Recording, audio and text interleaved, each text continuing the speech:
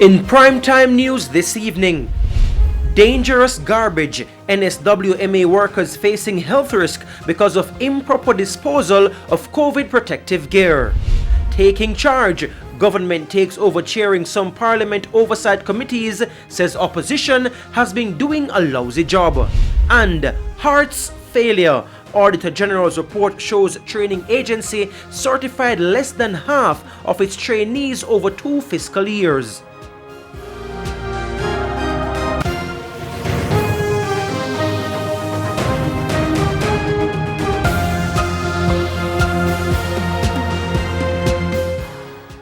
Good evening and thanks for joining us for Primetime News. We're live on air and online at onespotmedia.com. I'm Herman Green. And I'm Janella Precious. Also this evening, the business day, sports commentary, E-Prime and weather. But before the break, the feedback question. Our question this evening: what are your thoughts on the government's decision to take the chairing of parliamentary committees from the opposition because they didn't meet frequently? You can share comments online, facebook.com/Television Jamaica and tweet us at Television Jam.